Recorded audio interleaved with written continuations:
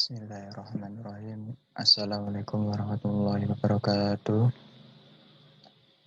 Perkenankan saya di sini ingin mempresentasikan tentang kasus pelanggaran Sila Pancasila terhadap tindakan korupsi dalam kehidupan sehari-hari. Kami kelompok 10 yang beranggotakan Devi Dewi, Mega Kumalasari, dan saya sendiri. Langsung saja yang pertama, apa sih korupsi itu? Nah, di sini sudah dijelaskan, korupsi adalah suatu tindakan di mana seseorang menyalahgunakan uang secara diam-diam.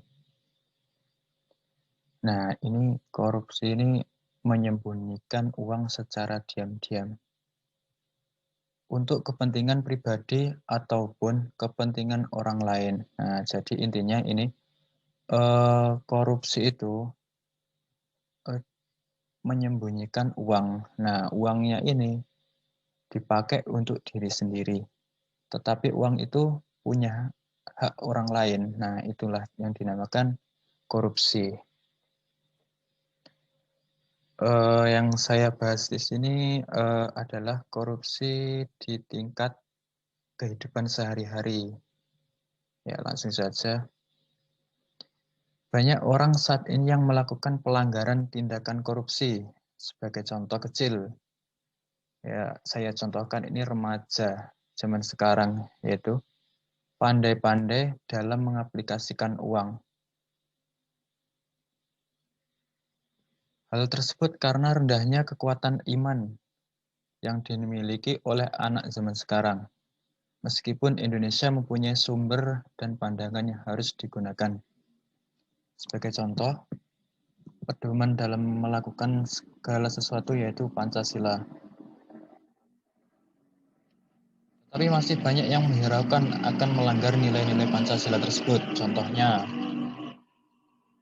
zaman sekarang ini, korupsi uang kepada orang tuanya. Nah, ini saya ibaratkan gini, misalkan, nak, ntar ibu minta tolong ya, belikan susu misalnya, uangnya 12.000. Nah, si anak ini tahu kalau susunya itu harganya 10.000 dan uangnya sisanya 2.000. Tidak dikembalikan kepada ibunya, tetapi dibuat digunakan untuk yang lain. Tetapi anak itu tidak bilang kepada ibunya. Itulah contoh dari korupsi. Nah, tindakan tersebut merupakan pelanggaran pada Pancasila. Dalam Pancasila terdapat lima sila, di mana sila itu memiliki arti yang berbeda, tetapi memiliki tujuan yang satu, yaitu mewujudkan dan menciptakan cita-cita negara Indonesia. Sebagai contoh itu tadi, anak kecil dari kecil kalau sudah dibiasakan korupsi, nah bagaimana ntar untuk mewujudkan harapan atau cita-cita negara Indonesia? Kan nggak mungkin kan, ya kita sebagai orang dewasa harus mengingatkan gitu. Yaitu yang saya bahas di sini pada sila ke-1, ketuhanan yang Maha Esa. Jika banyak remaja sekarang yang melakukan tindakan korupsi, berarti sama saja remaja tersebut telah membohongi Tuhan. Nah, ini disinggung dari sila pertama, ketuhanan yang Maha Esa. Jelas, anak tadi sudah ibaratnya membohongi Tuhan atau membohongi diri sendiri.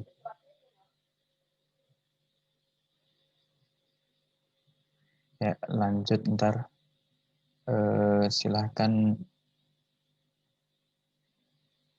yang slide ke sila kedua bisa dilanjutkan kepada Mbak Devi. Ya, saya persilahkan. Baik, terima kasih pada rekan saya telah mengizinkan saya untuk melanjutkan presentasi ini. Sebelumnya, ngomong-ngomong tentang korupsi, korupsi tidak hanya melanggar Pancasila sila pertama, tetapi korupsi juga melanggar sila kedua dalam Pancasila yang berbunyi kemanusiaan yang adil dan beradab. Sebelum masuk alasan mengapa korupsi melanggar sila kedua, saya akan menjelaskan makna dalam sila kedua ini, yaitu memperlakukan sesama manusia sebagaimana mestinya dan melakukan tindakan yang benar, bermartabat, adil terhadap manusia. Dengan begitu, kami mengambil alasan mengapa remaja tersebut melanggar sila kedua, karena remaja tersebut tidak melakukan tindakan yang benar. Remaja tersebut telah mengambil kekuasaan dan kedudukan sebagai tempat untuk mendapatkan apa yang diinginkan demi kebahagiaannya sendiri. Tetapi remaja tersebut telah merugikan orang tuanya atau orang lain. Dengan begitu, tindakan yang diambil remaja tersebut telah melanggar sila kedua. Tidak hanya sila kedua, tetapi remaja tersebut juga melanggar sila ketiga, yang berbunyi Persatuan Indonesia. Dari makna sila ketiga ini yaitu bahwa kedudukan kita itu sama di depan hukum. Dengan melakukan tindakan korupsi, berarti sama saja remaja tersebut melanggar sila ketiga ini.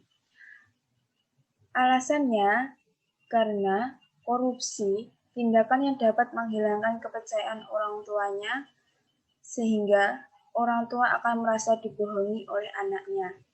Hal ini akan membuat hubungan antara anak dan orang tua menjadi tidak harmonis. Ternyata selain sila pertama, kedua, dan ketiga tadi, korupsi atau tindakan yang dilakukan oleh anak tersebut juga melanggar sila keempat, yang bunyinya kerakyatan yang dipimpin oleh hikmat kebijaksanaan dalam permusyawaratan perwakilan. Mengapa tindakan yang dilakukan anak tersebut atau bisa dibilang korupsi bisa melanggar sila keempat? Karena kepercayaan orang tua terhadap anaknya tersebut akan luntur. Karena anak tersebut tidak menjalankan amanah yang diberikan orang tuanya dengan baik. Mungkin itu yang bisa saya jelaskan dari sila kedua sampai sila keempat. Selanjutnya akan dijelaskan oleh rekan kami yang bernama Mega. Baik, terima kasih. Saya akan melanjutkan sila kelima, keadilan sosial bagi seluruh rakyat Indonesia. Dengan remaja melakukan korupsi, berarti remaja tersebut melakukan tindakan melenceng. Karena sila ini memiliki makna yaitu adil terhadap sesama dan menghormati setiap hak-hak yang dimiliki. Tindakan remaja tersebut menunjukkan ketidakadilan bagi masyarakat di sekitar. Karena remaja tersebut telah menggunakan sesuatu yang bukan haknya dan dijadikan kenikmatan bagi diri sendiri. Solusi korupsi dalam kehidupan sehari-hari. Yang pertama, selalu mendekatkan diri kepada Allah Subhanahu wa taala. Yang kedua, menyadari bahwa apabila melakukan korupsi akibatnya sangat fatal yang akan menimpa diri sendiri. Yang ketiga, menyadari apabila berbuat korupsi merasa bersalah dan jiwa terguncang. Yang keempat, meyakini bahwa setiap amal perbuatan baik buruk selalu dicatat oleh malaikat. Dari sila pertama sampai kelima, kami dapat menyimpulkan bahwa tindakan korupsi merupakan tindakan yang fatal. Terutama korupsi juga melanggar nilai-nilai yang terkandung dalam Pancasila. Maka dari itu, kita harus melakukan segala sesuatu dengan nilai-nilai yang terdapat Pancasila. Sekian yang bisa kami sampaikan. Ada kurang lebihnya mohon maaf. Wassalamualaikum warahmatullahi wabarakatuh.